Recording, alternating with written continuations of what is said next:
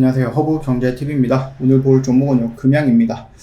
오늘 같은 날에도 11% 정도의 상승을 보여주기는 했습니다만, 요 양봉을 가지고 여러분들이 접근하기에는 아직까지는 뭔가 부족하다라는 생각이 듭니다. 그렇기 때문에 여기에서 내가 접근을 했으면 이 정도 수익을 먹었을 텐데 라고 생각하지 마세요. 그거야 이제 결과론적인 부분이기 때문에 여러분들이 리스크를 조금 관리를 해야 됩니다. 특히 지금처럼 트럼프의 입이 방정을 떨 때에는 조심을 해야 된다 라고 좀 말씀을 드리고 싶어요. 자, 어찌되었든 간에 오늘 올라가는 이 모습들을 가지고 여러분들 이제 추세가 전환이 됐다라고 판단하지 마시고요. 우리는 아직까지 뭘 봐야 되죠?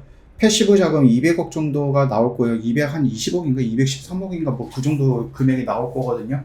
그렇게 된다라고 했을 때는 어떻게 될까요? 주가는 다시 한번 요동칠 수 있습니다.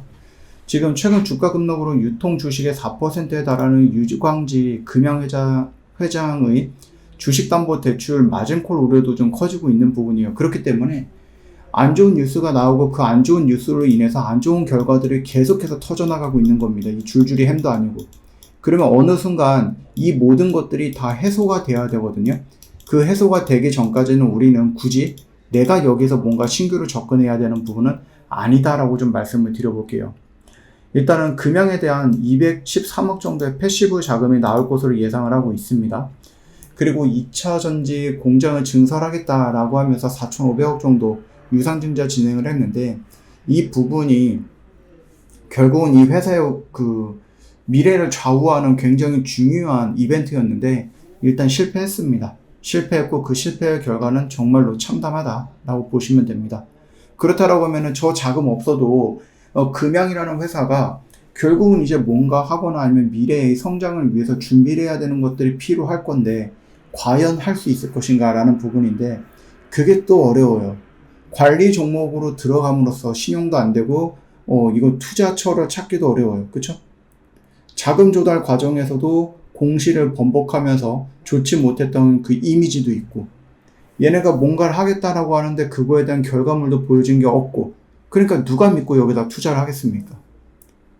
일단은 최대 주주의 지분을 팔던지 아니면 이걸 담보로 돈을 빌리던지 라고 할 수도 있는 거겠지만 지난해 유상증자 추진이 늦어지자 공장 증설을 위해서 유 회장이 수중을 좀 통해갖고 진행을 했어요. 그때 지분이 37에서 20으로 대폭 낮아진 상태입니다.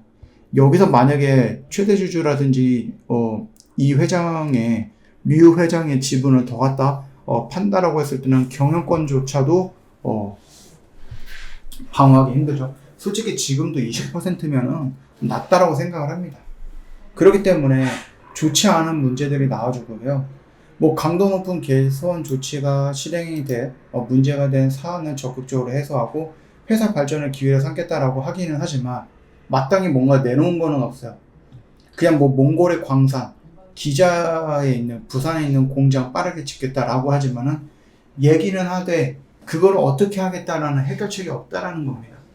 해결책이다. 지금의 이 상황을 벗어날 수 있는 해결책이 몽골에 있는 리튬 광산과 부산의 기장에 짓고 있는 공장이라고 하는데 그 공장과 광산을 어떻게 할 것인가라는 부분, 그거에 대한 명확한 대응책을 보여주지는 못하고 있다는 거죠. 이 패시브 자금은 아무래도 3월 정도쯤에 나올 거라고 봐요. 3월 중순에서 3월 말 정도쯤에 213억 정도의 패시브 자금이 나올 것 같고, 그렇다라고 하면 패시브 펀드들이 금양 주식을 대량으로 매도할 것으로 예상이 되면 당연히 주가는 밀릴 수 있는 거겠죠. 일부 펀드는 시장 충격을 최소화하기 위해 며칠간에 걸쳐서 점진적인 매도를 할 수 있다라고 하면 그럴 수도 있는 거죠. 그러면 주가는 어떻게 됩니까? 계속 이런 식으로 조금 밀려 내려가면서 더 지옥 같은 모습이 연출될 수도 있습니다. 지금 거래량이 좀 증가되는 모습을 보여주기는 했거든요. 이 패시브 자금 매도 규모는 최근 1년간 금양의 일평균 거래량의 43% 정도의 수준을 한다. 물론 지금도 어떻게 보면 패시브 자금이 몰래 나올 수도 있는 구간이기는 하겠지만은 그거는 우리가 명확하게 알 수 있는 부분은 아니에요. 이 바닥 구간에서 지금 거래량이 이렇게 커지고 있다라는 것은 이런 액션들이 나오기 전까지는 여기에서 그래도 긍정적으로 해석을 했지만 지금 당장에서 놓고 보면 이게 무조건 긍정적이다라고 바닥의 징조다라고 얘기하기는 조금 어렵겠다라고 생각을 합니다. 패시브 자금은 일단은 좀 지켜봐야 돼요. 한 번 더 좀 출렁거릴 수도 있는 부분이다라고 말씀을 좀 드려보도록 하겠습니다. 일단 이 패시브 자금이 유출이 되면은 금양의 유동성은 더욱더 악화될 것으로 좀 보고 있어요. 그래서 여기서 올라가는 척 하다가 추가적인 하락도 나와줄 수 있는 부분이니까 여러분들도 지금 당장에서 뭔가를 하겠다라고 하는 것보다는 일단은 조금 더 기다려 봐야 된다라고 좀 말씀을 드려보도록 하겠습니다. 일단은 좀 봐야 되겠죠. 예, 어쩔 수 없어요. 이거는 조금 더 봐야 될 거고, 갖고 계시는 분들의 영역이지 여러분들이 신규로 여기서 뭔가를 하겠다라고 하시면은 어렵다라고 말씀을 드립니다. 저하고 경영TV 공식 채널 보시면은 어떤 뉴스 나오고 그 뉴스 깔끔하게 정리해서 여러분 보기 편하게 올려놨는데, 저희 채널이 다른 채널들처럼 그냥 뉴스만 주구장창 올리는 그런 채널은 아니에요.